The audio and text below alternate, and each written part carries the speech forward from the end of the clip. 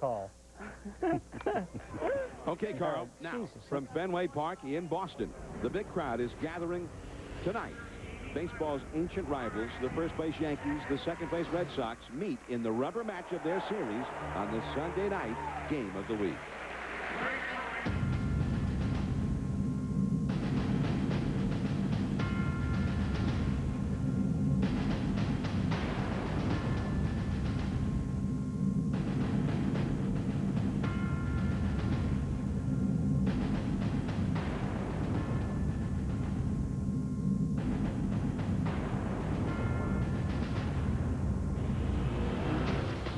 Once again, the Red Sox and Yankees renew their high-intensity battle atop the American League East.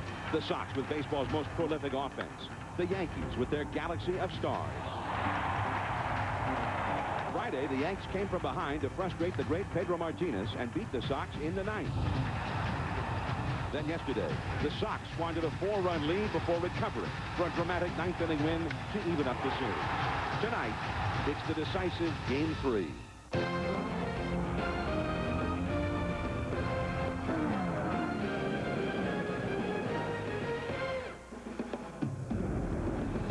ESPN Sunday Night Baseball, presented by Nextel. Tonight we're at Fenway Park, home of the Red Sox and the Yankees, those two ancient antagonists going at it, the rubber match of the series. The Yanks by 2.5 over Boston in the American League East at the moment. First two games of the series, each decided in the ninth inning. Yankees and Sox renewing their heated rivalry. And this ballpark, if it could fit them all, perhaps all of New England would be here tonight. Jeff Weaver will be on the mound for the Yankees, and for the Red Sox, Derek Lowe, who's won 11 and lost 4, 7-1 in this ballpark, will try and get the rubber match for the Yankees. Hello, everyone. I'm John Miller with Rick Sutcliffe, my partner Joe Morgan, and all of the Hall of Famers are up in Cooperstown for the ceremonies up there. So we looked around and said, who's not up in Cooperstown? Well, it was Rick Sutcliffe. I keep checking my mailbox for that invitation. It hadn't happened yet. Well, Rick won 171 games, a Cy Young. He was a 20-game winner. He had some credentials. Now, Rick, tonight we've got the rubber match with the Sox 2.5 games out. A lot of games left in the schedule, a couple months to go. But is this a real big ball game for the Red Sox? No question about it. I think it's really a must-win for them, not only for the players, but for this city and their fans as well. They know that they have finished in second place the last 5 years. They're currently in second place again. The Yankees know how to win. They expect to win, but the Boston Red Sox are learning. And what they've learned this year is that you don't win ball games very often with solo home runs. You need people on base. They've been patient. They're drawing a lot more base on balls than their opposing team. They're winning more ball games. All right, so the Red Sox about ready to take the field here momentarily. The big crowd is gathered. There is electricity in the air. We're in New England. The Red Sox and the Yankees about to have at it. Alfonso Soriano will be leading it off, followed by Derek Jeter against Lowe when we come back. It's not an option.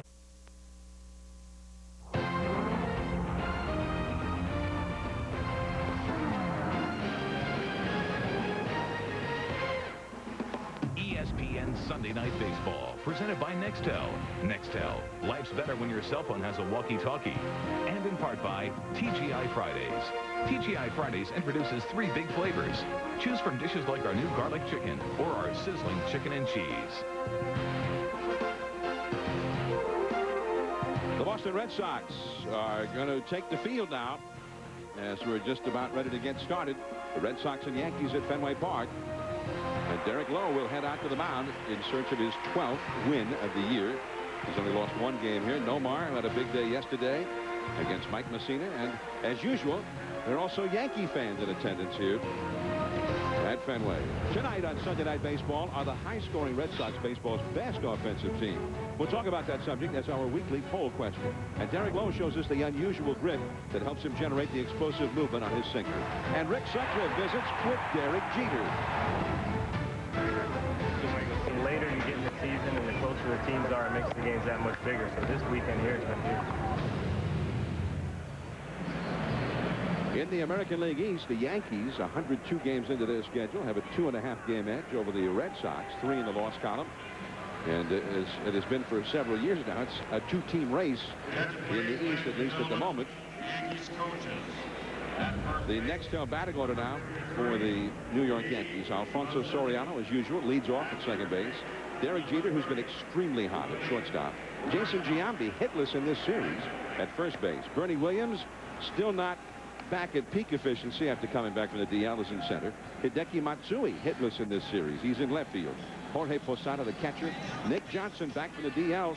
He was in the lineup here Friday. He's the DH. Robin Ventura, the veteran third baseman. And Raul Mondesi is in right field, batting ninth. All against the Red Sox right-hander, Derek Lowe, who is 11-4. He won over 20 last year, but his earned run average is much higher this year. Well, he led the Boston Red Sox in wins last year. He's at it again. And like you said, John, he's awful tough here at home. Of those 11 victories, 7 right here. He loves pitching in this ballpark. He's got a lot of confidence, as we talked to him before the game tonight, about this ball game. On defense behind Derek, they were decent last year, but much improved this year. Trot Nixon outstanding in right field.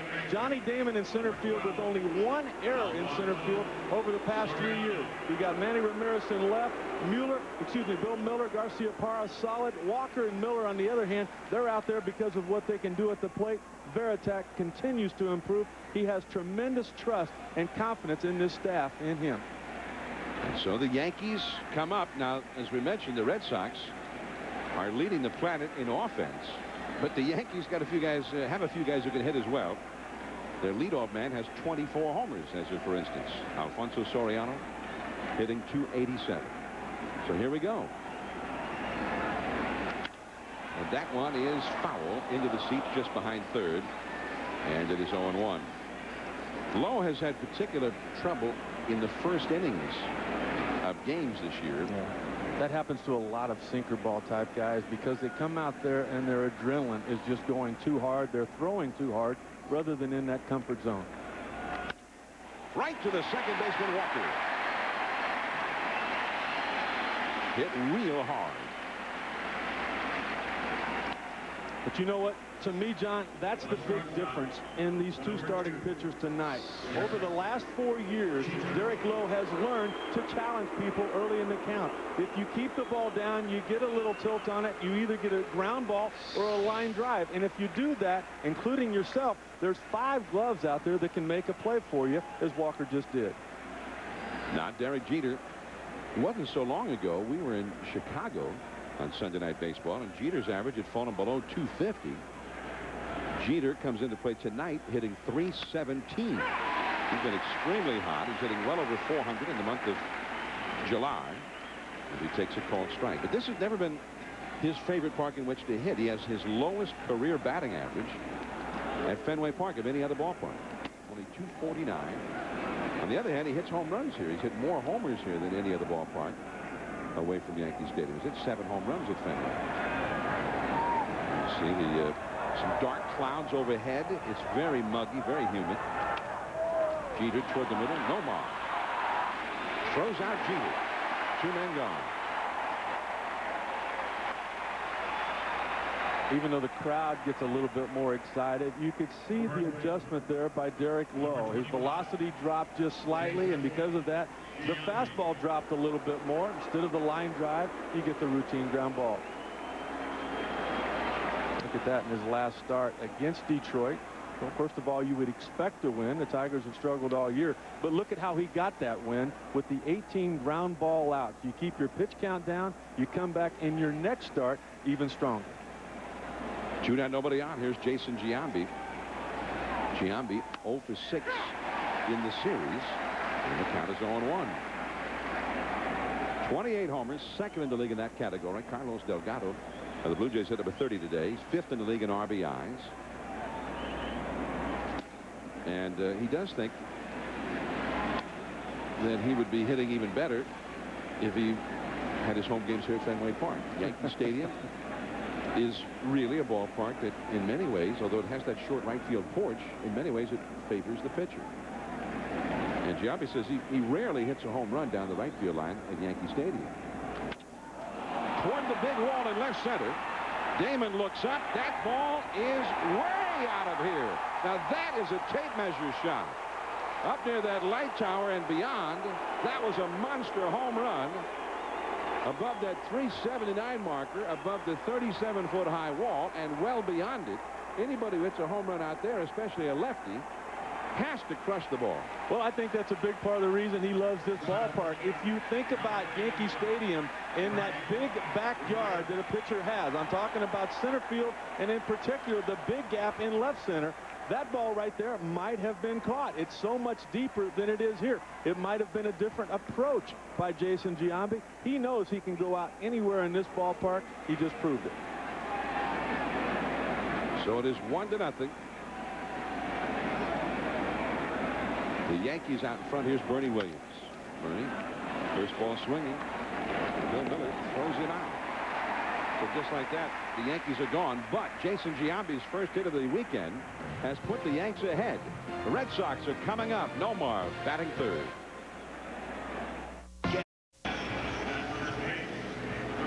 Now the Red Sox coming up, trailing 1-0 to the New York Yankees.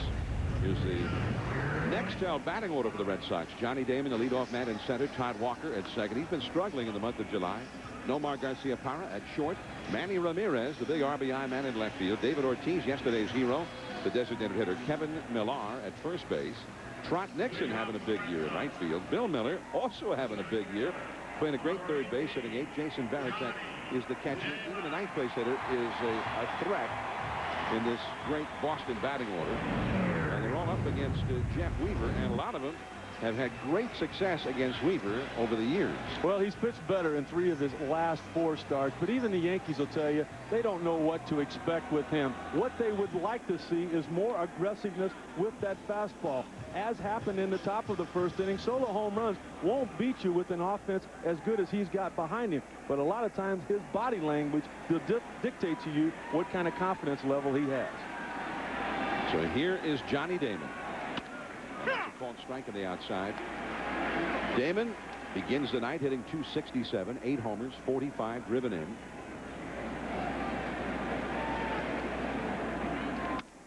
Over the inside corner from Weaver. Strike 2 call.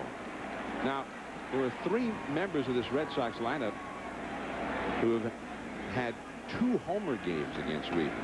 Nomar Garciaparra, Manny Ramirez, and Trot Nixon. That is strike 3 called in the inside corner. 1 away. Second baseman, number 12. Jason Giambi put the Yankees ahead with a long home run to left center. Well, that's the 29th home run of the year, 80th RBI of the year for Jason. And he told us earlier in the year when he struggled this year, just like he did last year. He said, you know what, with a power hitter, it's all about putting together one good week. You put together a good week, you get the power numbers up there where they're supposed to be. Now Todd Walker, and that's a strike on the inside. 0-1 to Todd Walker. Walker, we mentioned, has struggled so far here in July, hitting below 200. That one stays inside. Walker hitting only 182 in the month of July. 1 ball, 1 strike. Walker, then Nomar Garciaparra against Weaver. And Weaver trying to come up big for the Yankees in the clutch tonight. Walker pops one up. Giambi under. And that is out number 2. Take a look defensively behind Jeff Weaver. You've got a solid outfield. Bernie Williams in the center, Mondesi and Matsui in left. You got a lot of gold gloves at third base in Ventura. Jeter's the guy that drives the bus. It's just hard to imagine he was out for as many games as he was earlier in the year. Soriano's going to make some young errors. Nobody with more range there. Giambi loves playing the field, but the real improvement, again, as with Boston, has been Posada. His throwing shoulder is healthy. He's playing well. Here's Nomar, a check swing, and that breaking ball misses off the outside. The Yankees appeal to the first base umpire, Jerry Lane, who rules in favor of Nomar. And that hit him. He's hit 5 homers in only 20 career at-bats against Weaver. And this time, Weaver hit him.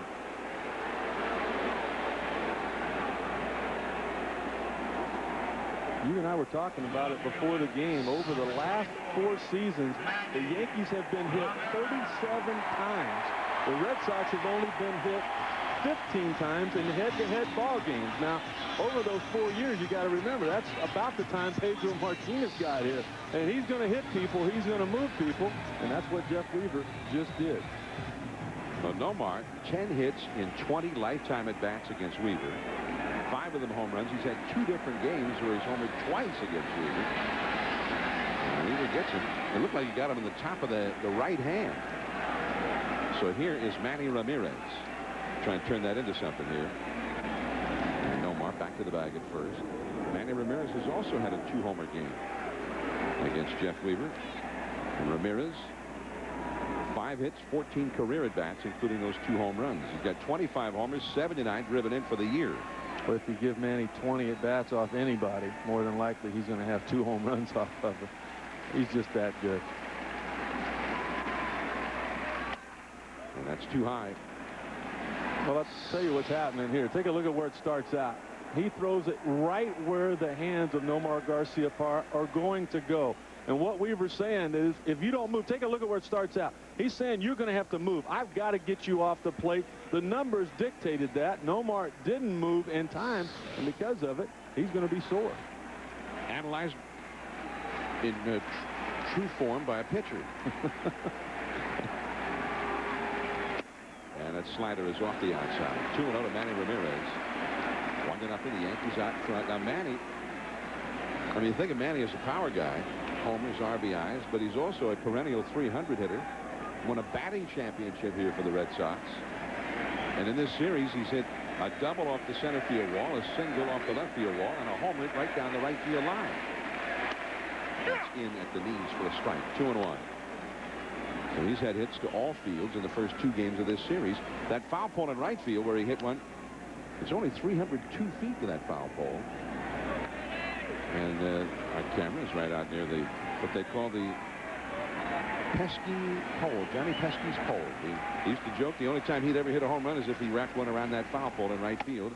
At only 302 from home plate as Ramirez takes strike 2. If you hit one maybe 15 feet off that foul pole in right field, you got to hit it about 370 to get it into the seats, though. And you can see how difficult this can be on a visiting team to play that right field position. It also makes you respect what Trot Nixon does here on a daily basis. 3-2 the count now to Manny Ramirez. David Ortiz is on deck. Mason Giambi alerting Weaver from over near first base that he will no longer be holding on the bag against Nomar. There's Ortiz on deck. He's a guy who has learned how to take advantage of Fenway in a short time, as he demonstrated yesterday.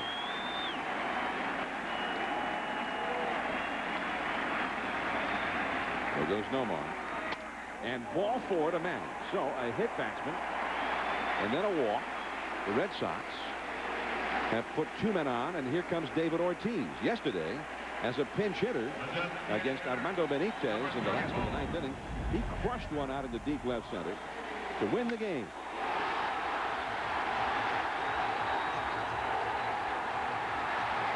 You got to remember, too, the count was 0-2. A power situation for Benitez. He tried to challenge him with his best power fastball, and you just cannot do that with a healthy David Ortiz, and that's what Boston has had. Excuse me, the count was 1-2. So here's Ortiz, 2 on, 2 out. And the curveball too low. Well, in fact, Benitez on the 0-2 pitch thought that he had him struck out. And I asked Ortiz about it today. He thought it was clearly too low. He'd gotten a pitch that was up in the strike zone earlier in the at-bat. And then the next one he hit. He hit it hard. His curveball foul. And he showed that he could hit a 97-mile-an-hour fastball yesterday. And so far, Jeff Weaver is trying to find out how well he handles slow curveball. There's Rod Jackson, the hitting coach for the Red Sox. And this is part of his philosophy. He talked to even Manny Ramirez about this in spring training. We have to walk when they're not going to give us anything to hit, like the Yankees. And he referred to the Yankees and their success. You have to have confidence in your teammates. And Manny Ramirez saying, hey, they're not going to give me anything to hit, David. It's your turn. 2 on, 2 out. Yanks ahead by a run. That that sinker on the inside. It stayed inside. 2 balls and a strike to Ortiz. Ortiz is another guy who's had some success against Weaver. 1 homer in 13 at-bats, 4 for 13, a 3.08 average. Garcia Parra at second. Manny Ramirez at first. Jeff Weaver, who has struggled most of the year.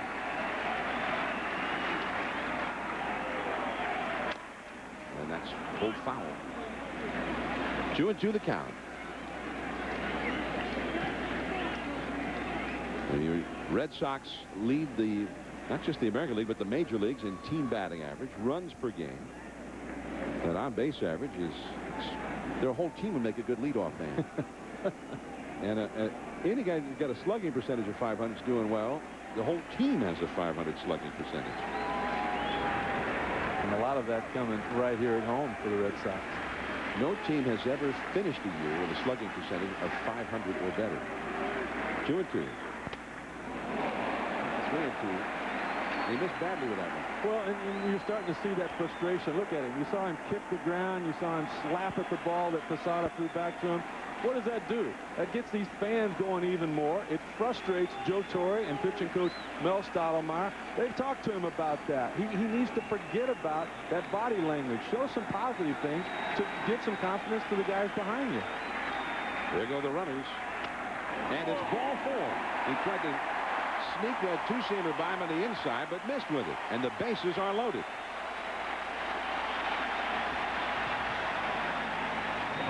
A hit batsman, followed by 2 walks and 3 2 pitches. So Garcia Parra at third, Ramirez at second. There's Ortiz taking over at first. And I tell you who's taken over in that Boston Red Sox clubhouse has been the guy at home plate right now, Kevin Millar. He was one of the more popular figures when he was with the Florida Marlins. He has continued that right here. He gets everybody involved in that team chemistry, and he can also swing the bat a little bit. 292 average, 17 homers, 64 driven in. 3 men on, 2 men out. And he drops the breaking ball in there for a strike. That's the first one that he has thrown for a strike. That's what has put him in this situation, trying to be too fine with the first pitches in the last couple of bats. Yanks ahead 1-0, and Kevin Millar trying to turn that around. Ooh, took the fastball to the outside. Strike 2.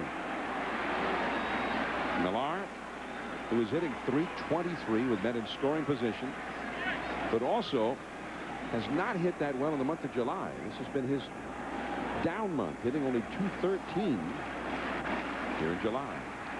And he's quickly behind in the count 0-2. He missed badly with that curveball. 1-2. Not a bad situation there to miss badly. I think what he's trying to do, like he did with the first pitch, is to set up that backdoor sinker once again. Maybe get his infield involved with the ground ball somewhere.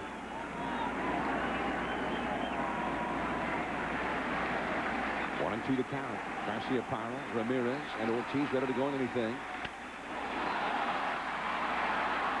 Shallow left center. Tony Williams calls off Matsui. And that's the inning. So the Red Sox with a threat, but leave them loaded. Matsui coming up when we return. 1-0 Yankees.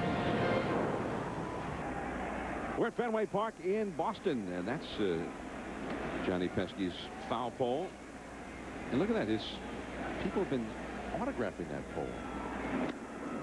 Well, after Nomar got hit in the hand, Derek Lowe's first pitch to Godzilla right into his kitchen. Right into Godzilla's kitchen. By design? Absolutely.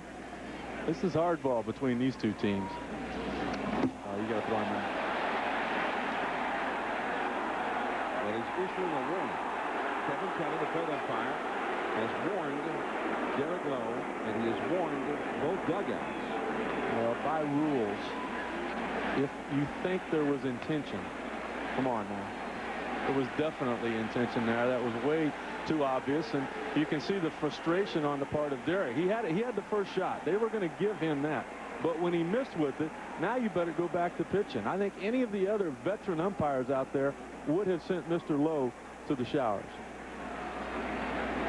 So 2-0 to Matsui. So you don't think that last one just got away from him? Well, you tell me. Yeah, you have to pitch this guy inside. That ball was inside to Jorge Posada in the on-deck circle. 3-1 the count. Pedro paying attention. He knows all about that. Pedro, who hit both Soriano and Jeter to start a ball game 3 weeks ago in New York. And there's second baseman Walker throwing out Matsui. This was July the 7th at Yankee Stadium, what we're talking about, as Soriano was the first batter.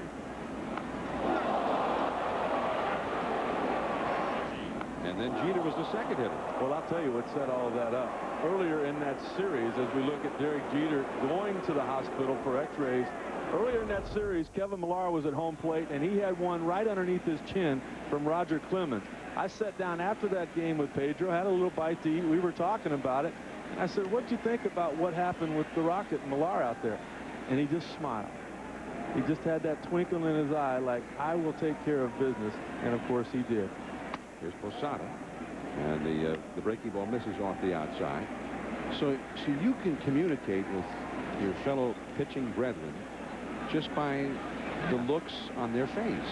And sometimes a little smile. If I see some teeth, I know that something's going on.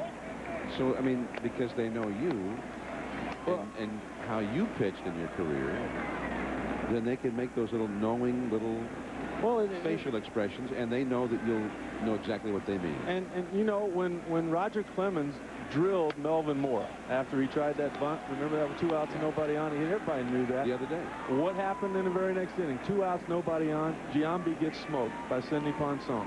What'd Giambi do? He threw the bat down, ran to first. He knew it was coming. That's the way the game of baseball has always been played. So how did you feel about what Lowe did? I mean, if your guy gets hit, isn't the code? I mean, you're supposed to hit the other guy, aren't you? We missed him. I mean, we remember when Sean Estes was supposed to hit Roger Clemens, and nothing happened there. Nobody feels worse than the guy on the mound. But it's not over with. Derek will get an opportunity. Even though they've been warned, he just can't be as obvious as he was with Matsui. You get him with a hard breaking ball. You get him with something straight. You got to protect your superstars, though. You want to be a #1 type pitcher, as Derek Lowe and Pedro Martinez are. You got to be like that enforcer in hockey. I mean, when the star goes down, that's when you're supposed to hit the ice. Like Tiger Williams, Dave Schultz, Dave the Hammer Schultz, Kelly Chase. Those guys, like you, tough guys. Terry knows all about tough this. guy, but if somebody asks you what you were doing afterward, it always turns out that you weren't doing it. Well, it cost you more money. That's just flat stupid. So the Red Sox and the Yankees, a little bad blood. I mean, is this over with? I mean, nobody in the Yankees has been hit, right? Nomar got a hit. He threw at the guy a couple of times. Now they've issued warnings.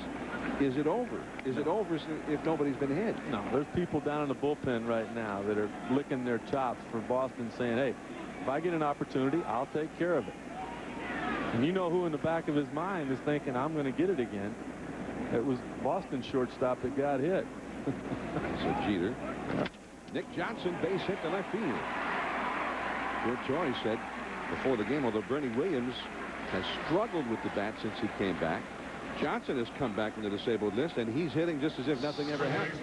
Oh, he's such a good eye. He's so patient. Take a look at what's happening here. He knows when it starts on the outer half, it's going to even have more movement in that direction, so he simply goes with it. Nomar was cheating up the middle. The double play was in order, and all Nick Johnson did was play pepper with Manny Ramirez in left field.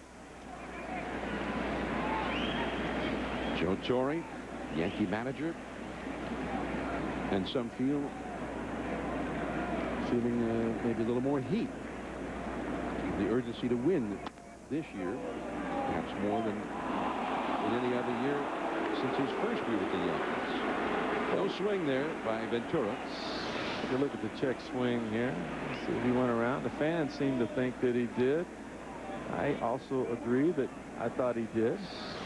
but you're sitting next to a pitcher tonight instead of that Hall of Fame everyday player you're normally with. Ventura loops a foul off the left field line. Well, you know, when you see him in slow motion, it almost always looks like this. I mean, it's very rare where the guy did not look like he swung it. Maybe we need they had the computerized system, the Questec, to help the umpires with their strike zone, right? Well, I like maybe we need something to help them with their check swing calling. We could volunteer our K-zone for that and our replays for that. I mean, Questec's going out of business from what I read, right? K-zone's still going strong. Are you kidding? K-zone is here, man. I know it. This is the future. This is cutting edge. We've been trying to tell them.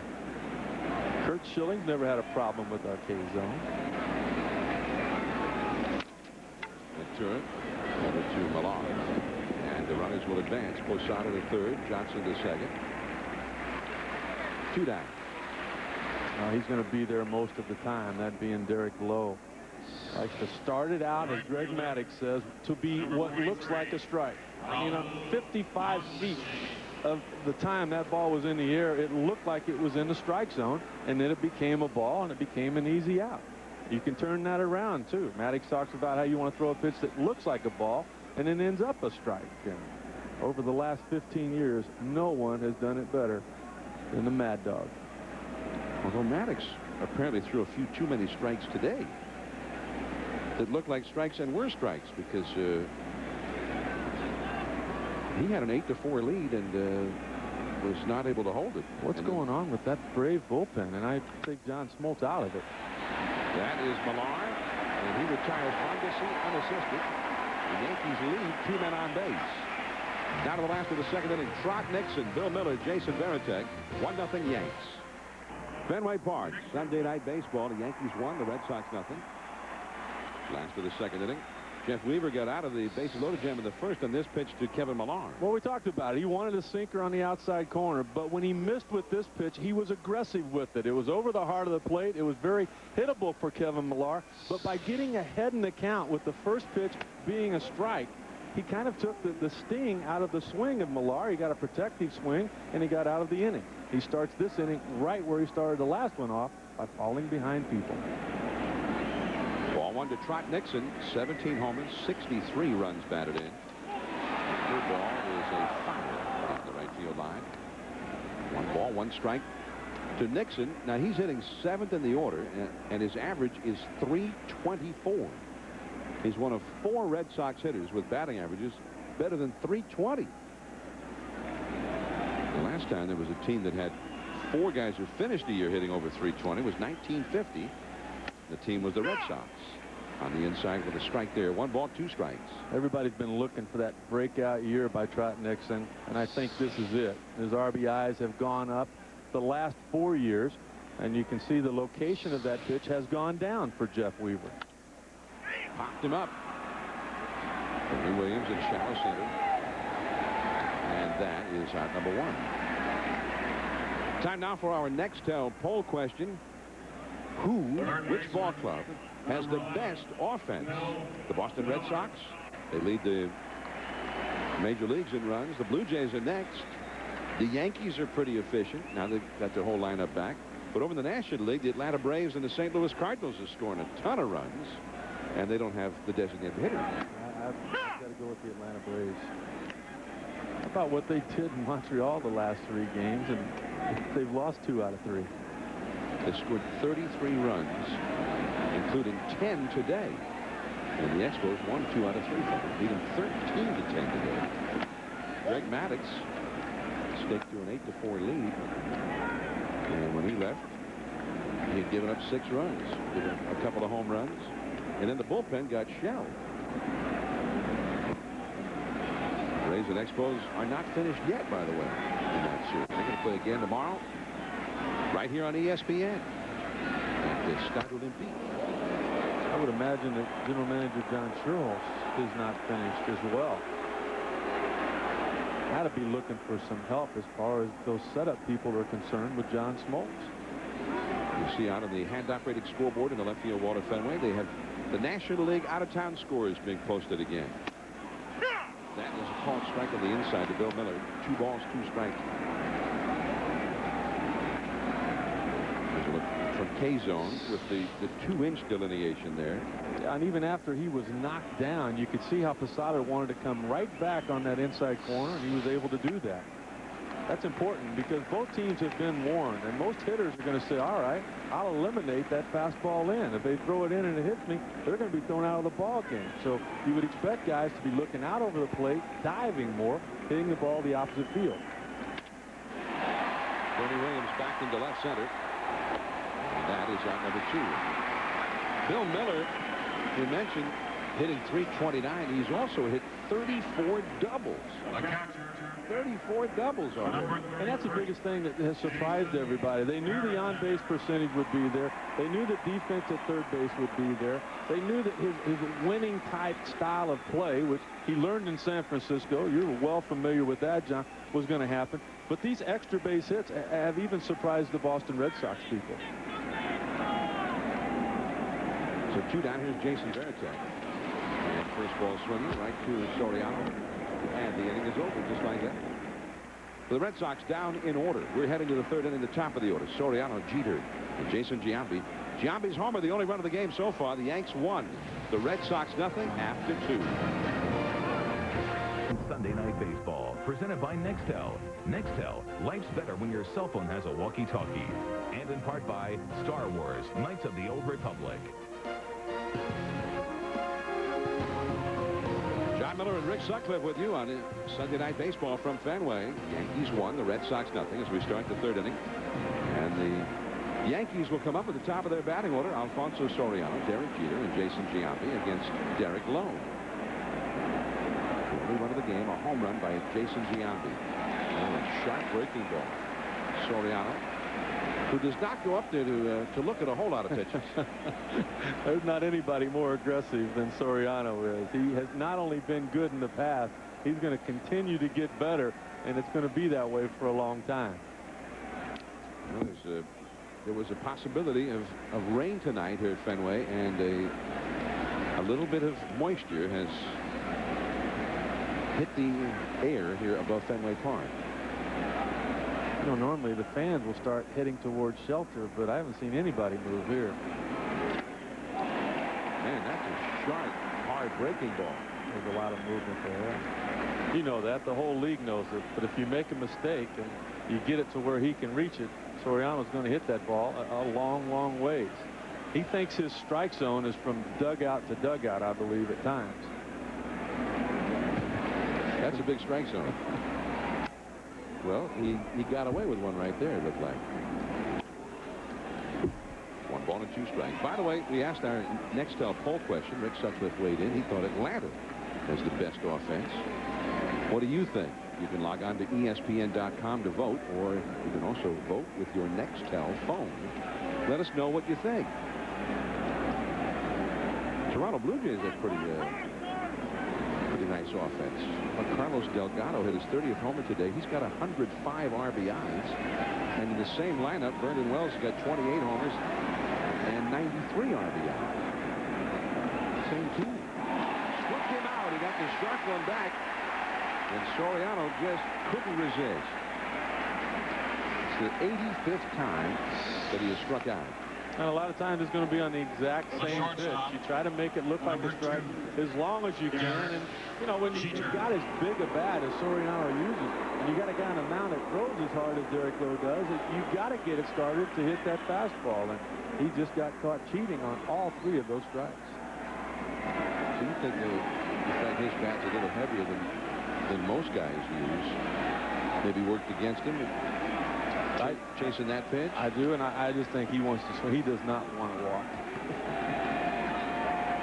Well, I don't understand how he's walked 26 times. I haven't seen that. He's walked 26. He struck out 85. Jeter fouling one back. Jeter grounded out to shortstop his first time.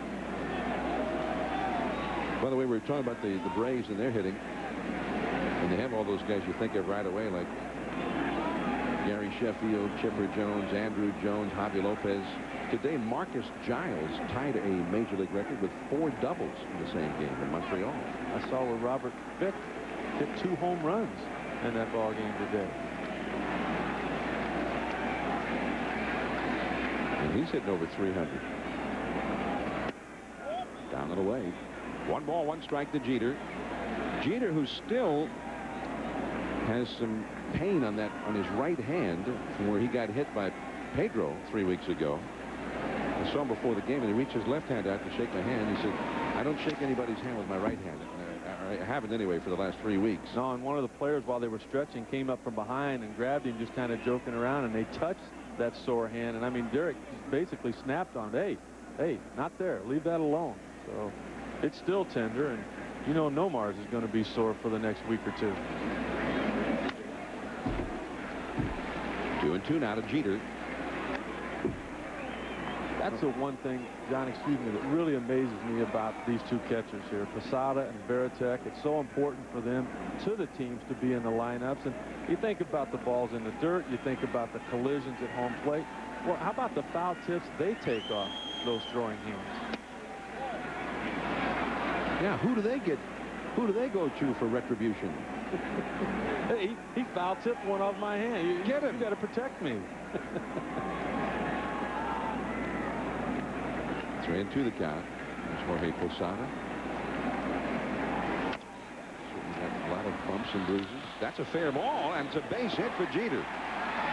The best hope there for Bill Miller was that one would go foul, but it popped right over the bag in fair ground. Marvin Hudson right there to make the call at third base.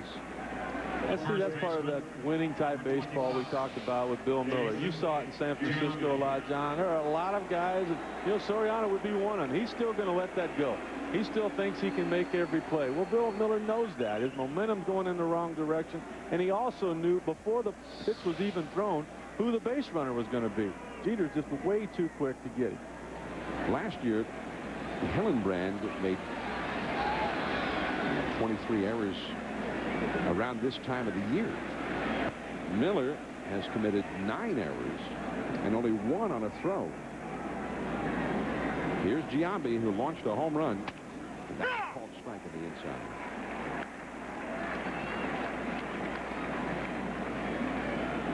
He's still coming in. Both of these pitchers are, and that's very, very important. Look at him painting the very top of the K zone and also doing it on the inside corner. Giambi, like everybody else, looking away and diving. 1 strike the count. Jeter back to the bag at first. That's a 1-0 game. You've got a slugger and a left-handed slugger up there. Is this a spot where Jeter might look to steal a base? I don't.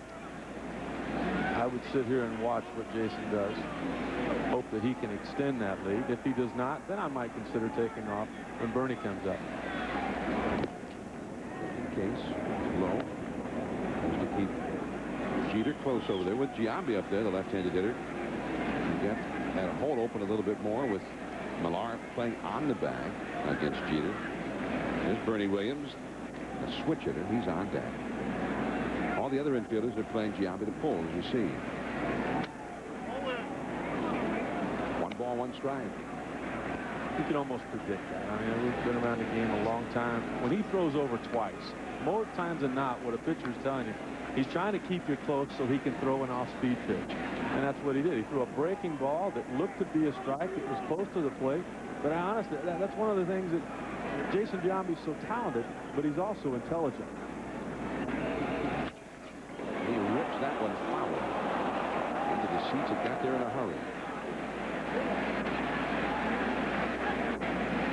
A ball and 2 strikes. Here's the one thing that Derek Lowe added, that cut fastball. Jason was looking for movement. Watch, he's looking for movement away from him. And what happened? It actually comes down and in on him, and that's why he opened up on that pitch so much. That's the one pitch Derek Lowe last year added to become a starting pitcher. He said, I just don't have the mentality to be a closer. He did a great job in his first year as a starter, that's for sure. And that is strike 3. The sinker came back over the inside corner. Borderline line. You don't see Jason Giambi argue very often. He did not argue here. Take a look at where Varitek is setting up. I think what made that call, you can see where it was borderline to begin with. Watch where Varitek catches it. Take a look at where the ball comes into. It actually comes into the webbing, so he can keep the heel of the glove more so on the inside corner, and that's what they call framing a pitch. You get the benefit of the doubt. You get a huge out here in just the third inning. 2 down. Jeter still at first. Here's Bernie Williams. He grounded out his first time. Jeter back in the bag. Just take a look. Look at where the heel of the glove is. Watch where it stays. See how, look at that right there. See how it is even more so. The ball was acceptable as far as the line is concerned, but the heel is still in the box. That's why you get those calls. That's why these pitchers want guys like Varitek and Posada back there every single day. 2 down. Jeter at first. And Bernie laid off that one inside. 1 ball and no strikes. Bernie Williams, and when he gets rolling, and Joe Torre said Bernie's not one of those guys who just starts to bring his average up a little bit at a time. He says when Bernie gets going, it all comes at once. You know, 3 hits today, 4 hits tomorrow, and there he goes. But it has not come just yet for Bernie. Joe said that Bernie can go from awful to awesome in a hurry. He has more ways to say things than anybody I've ever been around. I got to play for Joe Torre in 1994. He was the same way then. He just has a lot more talent to deal with now. Look at those numbers. Well, he's been awesome a lot under Joe Torre. Batting title in 1998. They pitch out, but Jeter not running. 2-1. Runner's going to run now that they pitched out. He's got the green light. He's taking a long look at Willie Randolph, but there's nothing there for him to look at. You're not going to hit and run with 2 outs. You're told by the manager, you want to go, you can go. That's different with Jeter. Joe Torre's talking about Soriano. When he gives him to, get a jump, go if you want, he might as well give the automatic steal because that gets gone. Jeter not running. Bernie toward the middle. Todd Walker, and it pulled him off the bag. Nomar stretched out, tried to keep his foot on, couldn't quite do it. Almost a great play, and instead a base hit for Bernie Williams. Well, the one knock that's always been on Todd Walker is his lack of range. Well, you can forget about that here. You can forget about a lot of things in a series in a ballgame as big as this. Look at where he starts.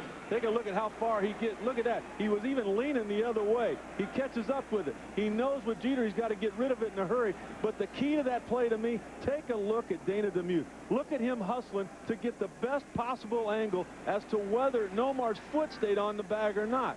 It was an easy call when he saw the ball come out of the glove, but look at the hustling that was going on by a guy that's been in the big league 19 years. Now Matsui, and that one just misses inside. It's Pedro's buddy out there. They got into it on Friday, and Joe Torre said afterward he believed that maybe Pedro, the only pitcher in baseball who would not have been ejected doing what he did to Demuth. Johnny Damon drives it on the bounce. Jeter heading home. The throw is going to be too late. And so the Yankees add a run. Hideki Matsui, who's been great in the clutch, comes up with another RBI. He's hitting .336 for the year with men in scoring position. 2-0 Yankees. Well, he's probably their best situational type hitter. And what I mean by that is when it calls for an extra base hit, he tries to get that. It didn't here. It just called for a base hit anywhere because of the speed of Derek Jeter. He got a ball up. He put a good swing on it. He didn't try to pull it. Stayed inside of it. Absolutely nothing Johnny Damon could have done there. Another run for the Yankees. So 2 infield singles. That's how the Yankees got it set up for Matsui's single to center. Now Posada, and they try to get more. Too low. 1 ball, no strike. Posada walked his first time. 2-0. The Yanks ahead. Jeter got the inning started with that little chop down the third base side. It was just barely fair. And Bernie Williams got the 2-out infield single with Jeter just barely safe at second base. Dug out of the dirt by Baratek. And the new ball will be put into play. 2 balls, no strikes. This is a little bit of a sign of the old Derek Lowe. A guy that after he gives up a couple of hits would start being a little bit too fine. You see the pitch count there. You'd like to have a lot more strikes than balls. But you got to give some credit to the patience of the Yankees. They know how to win. They know the key is getting the starting pitcher out of the game, have somebody come in other than a setup or closer type guy, and then they just pound them. Bernie Williams at second, Matsui at first. And now it is 3-0. There he is again. This is the old Derek Lowe here, starting to overthrow that breaking ball, trying to be too fine with the sinking fastball. They've gotten 2 infield hits. I mean, that's your strength is getting ground balls. Continue throwing that sinker, get another ground ball. Just hope this one's at somebody. Well, he misses again and missed by plenty. And now the bases are loaded. A 4-pitch walk to Posada. And here's Dave Wallace, the acting pitching coach. Exactly. And talking with Grady Little, the manager, he wanted to pass along great news for everybody. Tony Cloninger, the pitching coach for the Boston Red Sox, is cancer-free now. He's been gone for a while. He's been under some extreme treatment. But now it's the maintenance treatments he's going to have every month. They expect him back in just a couple of months. And like Grady said, and everybody else in that clubhouse, they can't wait to get Tony back. Good news in regards to Tony Cloninger. Cloninger, who was an outstanding big league pitcher and a great hitter who once drove in 9 runs in a game. And he was the pitcher. Hit 2 grand slams in a game at Candlestick Park in San Francisco. And formerly coached for the Yankees, moved over here. He was the bullpen coach. Mel Stottlemyre was the pitching coach when he was in New York. Now the pitching coach for the Red Sox. And everybody very concerned about the well-being of Cloninger, so it sounds like very good news indeed. As we were with Mel last year. And I was talking with Mel before the game about the difference in his treatment and that of Tony's. And he said it's a different type of cancer.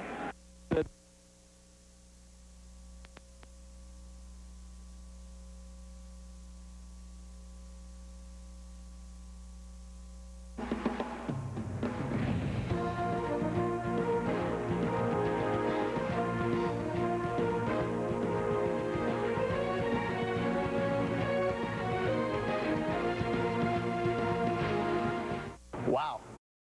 So far this year. Mike Lowell, another solid day. 3 for 4, 29th home run, and 2 RBIs. Happy to report that power apparently has been restored at Fenway, so of course we want to restore your coverage of the game. Yankees and Rangers, we send you back out there. Guys, take it away. Se refiere, no solo eso. García Parra, quien fue golpeado en su primer turno, tiene promedio en su carrera contra los Yankees de 333. Con un mínimo de 200 turnos. Solamente Alex Rodríguez tiene mejor promedio que él. A-Rod batea 335 a los Yankees.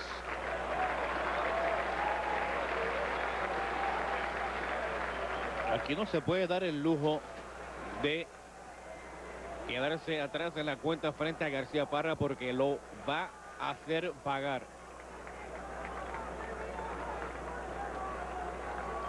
Yeah, of course, I think with Ted Williams, they'd say, hey, only 8 teams in the American League in those days. It certainly wasn't watered down. The 2-0 to Garcia Parra, inside ball 3. The early part of Ruth's career was not a high-scoring era. The end of Ruth's career was a high-scoring era in the late 20s and early 30s. Yeah, one of the big differences was 1919 and earlier, it was a low-scoring game. They outlawed the spitball in 1919. And All right, just to update you what's going on, we've established the feed, and the audio you're listening to is Major League Baseball on ESPN Radio between the Yankees and the Red Sox up at Fenway. Jeff Weaver on the hill, and Derek Lowe going for the Yankees. So let's listen in to Dan Shulman and Dave Campbell on ESPN Radio's coverage of the television pictures you're now seeing between the Yankees and the Red Sox. We're making it all work for you. Sunday Night Baseball here on ESPN Radio and now TV as well. Runner at first, 1 out as Weaver comes set.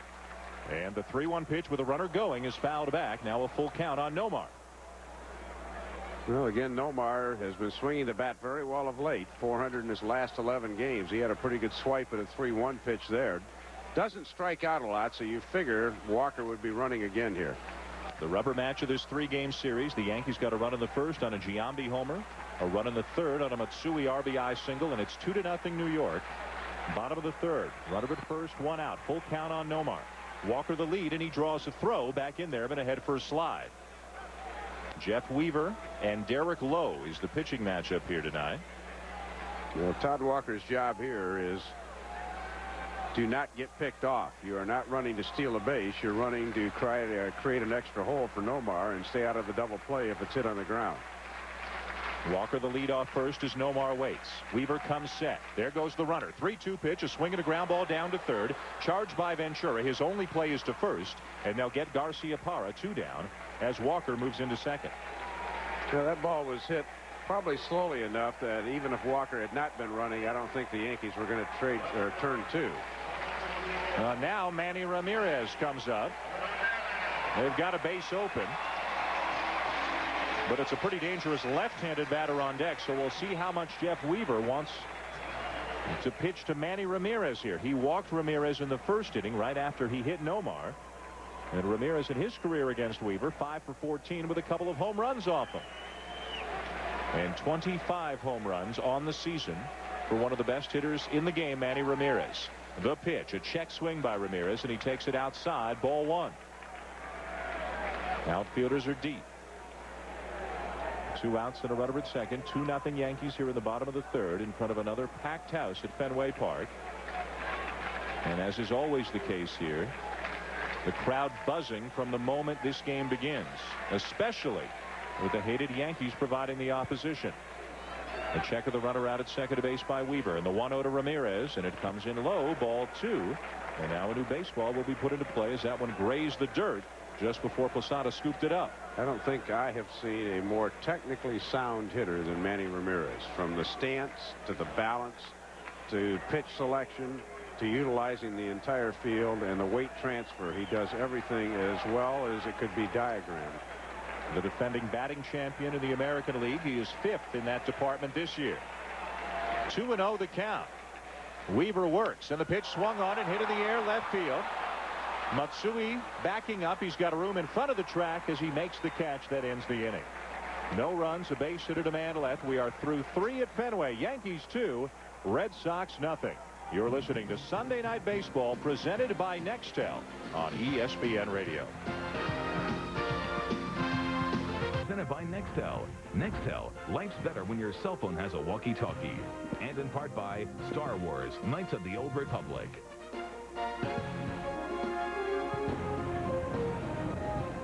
Now to the 4th inning from Fenway Park. I'm John Miller with Rick Sutcliffe. Sunday Night Baseball. And for our audience who had been viewing the game on ESPN Deportes with Ernesto Jerez and Roberto Clemente Jr. today, because we had a power outage, we have been moved over, and we are doing both at the same time now. There's a base hit on a broken bat there by Robin Ventura against Derek Lowe, the 6th hit of the game for the Yankees. Right fielder, number 43. So we apologize for the technical difficulties we've had to endure.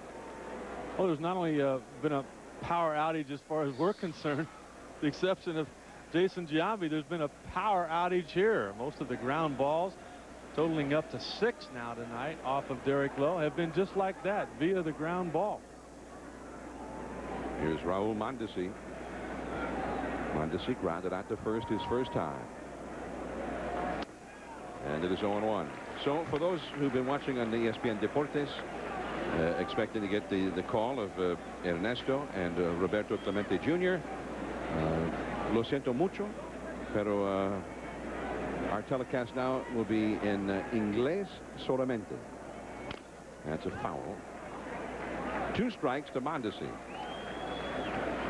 ¿Cómo está? No, inglés solamente. Oh. Come on. Okay, tú comprendo. Yeah.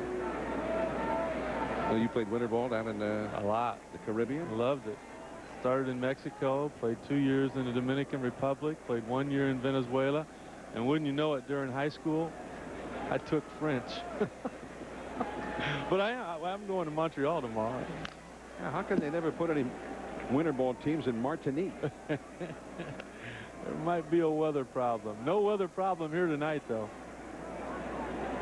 0-2 the count to Mondesi. We had just the little tiny bit of moisture that we saw earlier in the night, but nothing more. Beautiful, warm, muggy evening in Boston. Soriano on deck. Just missing off the outside. 1 ball, 2 strikes. Mondesi, the 9th place hitter, who has 16 home runs this year, 23 doubles. And he started the year swinging the bat real well. He's cooled off considerably since then. Ventura, the runner at first. Oh, great sinker. Struck him out.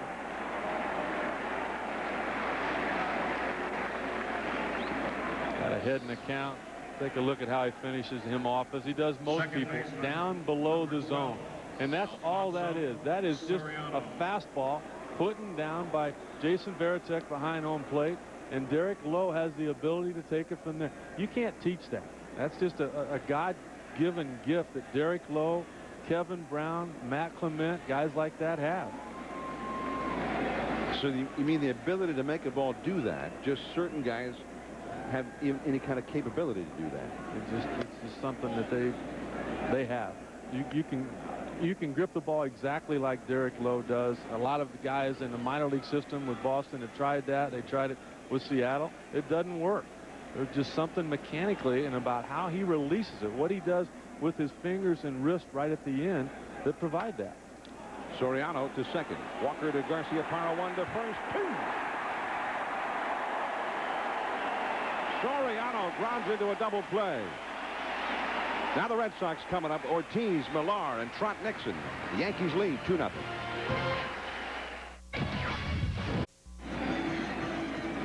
ESPN Sunday Night Baseball. We're at Fenway Park. The Red Sox trailing 2-0 to the Yankees. Jeff Weaver to David Ortiz.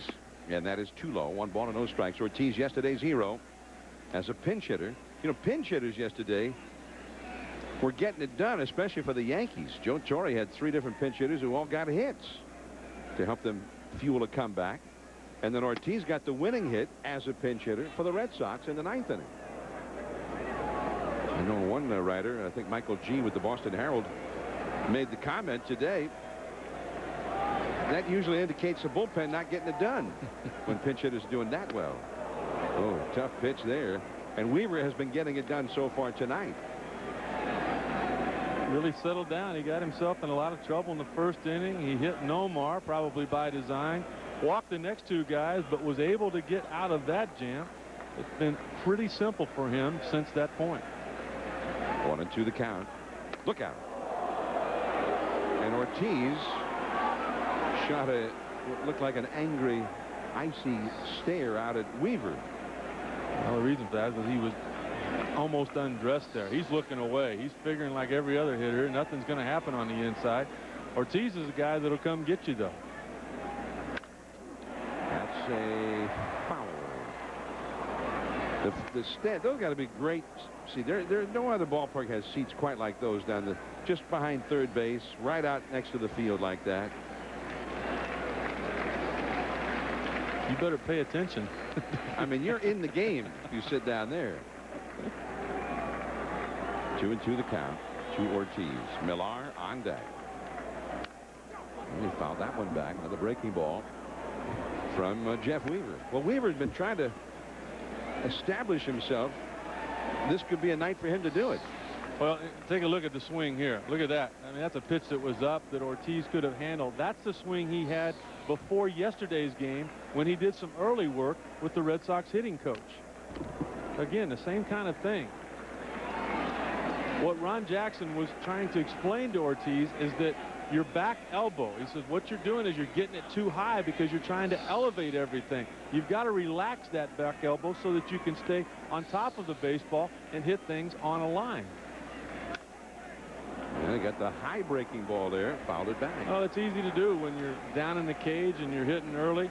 Another thing Ron Jackson said, he said, nobody this year's worked harder than David Ortiz has, and that's something that we didn't hear a lot of from him as a member of the Minnesota Twins. But Papa Jack trying to get that back elbow relaxed so that he can get to the ball that he's supposed to hit. This is the 9th pitch of the at-bat, and he pops it up. Alfonso Soriano in shallow right. Backpedaling. And Ortiz is gone. Well, I could see where you could get into that habit when you're a big hulking figure like Ortiz. You're supposed to be hitting home runs. Ron Jackson was saying he gets so much tension in that back arm because he presses. He said a grown man could actually stand. Look at the tension back there. And what happens when you get strong, you get slow. It's no different throwing a baseball than it is trying to hit it. When a pitcher takes it out of his glove and there's a lot of tension in his arm, that release point is not going to be where he expects it to be. Kevin Millar. And the count 0-1. Millar, who has struggled through most of the month of July, and he hit a fly ball to shallow left center on what looked like a pretty fat pitch. A mistake, really, by Weaver, and he got away with it with the bases loaded back in the first.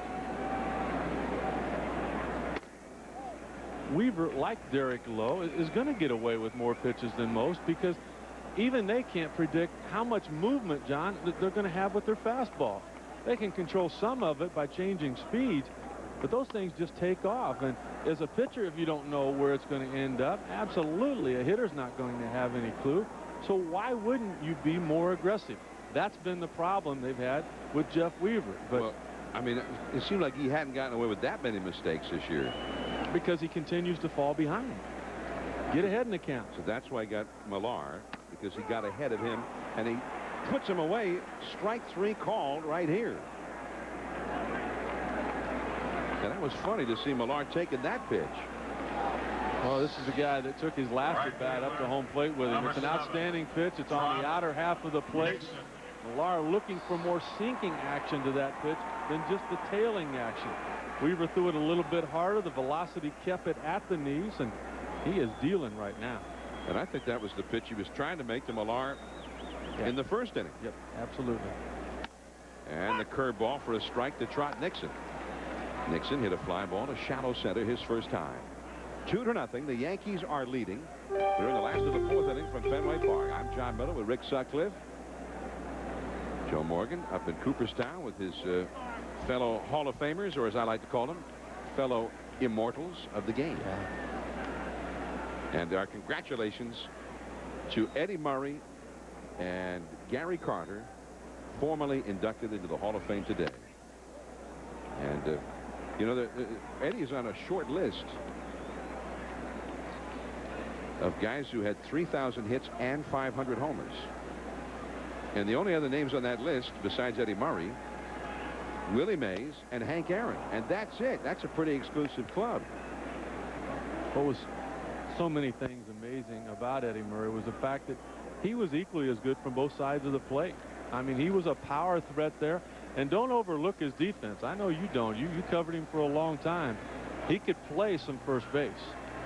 He won a couple of Gold Gloves. Well, Nixon is down on strikes on that breaking ball. And Jeff Weaver, the real Jeff Weaver perhaps, has shown up at Fenway tonight. The big hitter's coming up for the Yankees.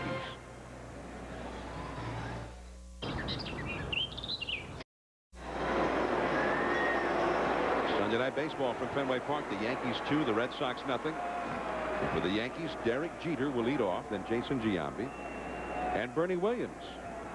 Jeter tonight is grounded to short, and then in the third, he beat out a little chop down the third base line for an infield hit that started a little bit of a rally. He scored the Yankees' second run later in the inning.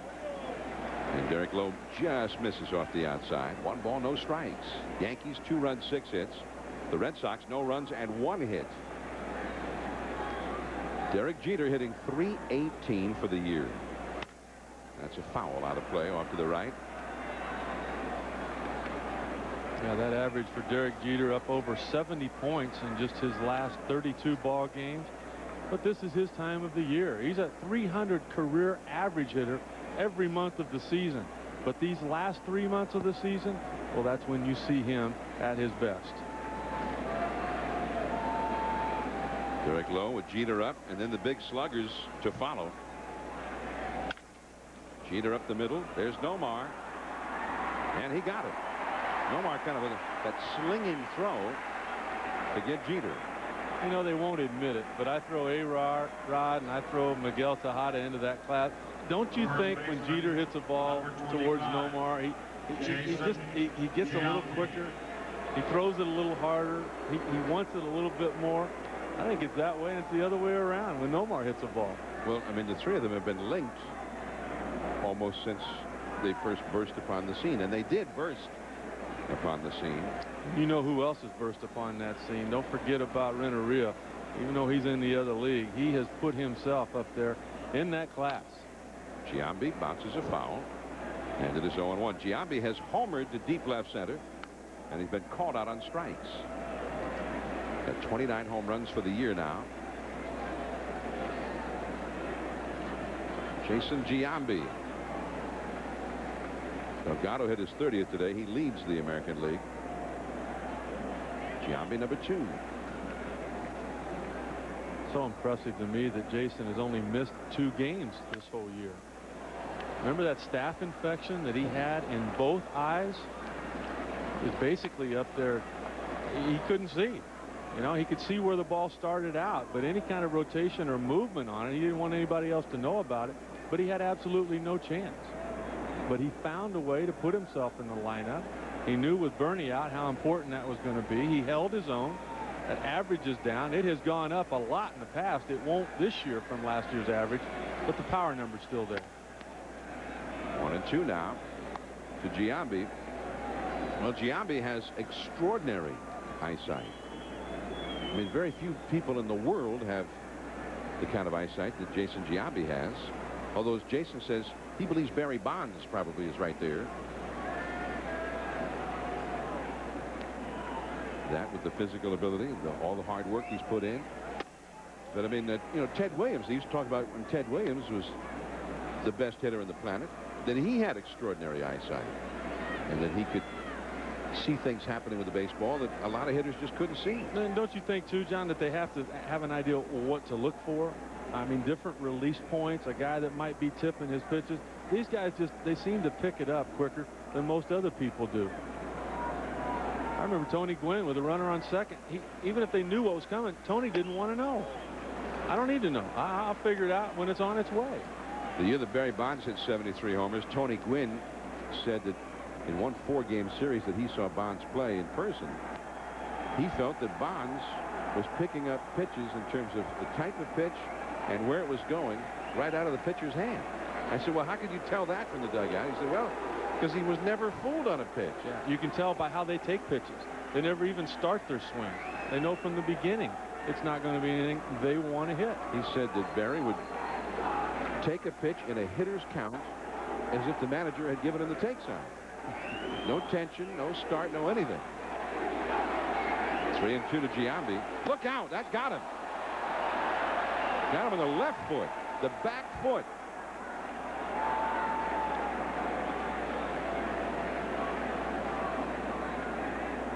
So Lowe, who was ahead of Giambi, 0-2, ends up going 3-2, and then he hits it. How about Kevin Kelly? He's an umpire that's back there now because the normal member of this crew, Greg Gibson, is on vacation. So they have guys that do AAA games.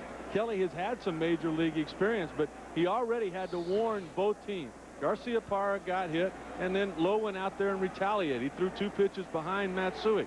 But when you warn both benches and somebody gets hit, by rules, they're supposed to go. No, that's not the case.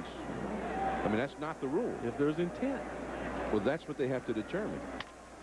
But merely hitting a guy does not cause an automatic ejection. If they get the double play from Bernie Williams, 6-4-3, and we go to the last of the 5th inning. Bill Miller will come up. The Red Sox are trailing the Yankees 2-0.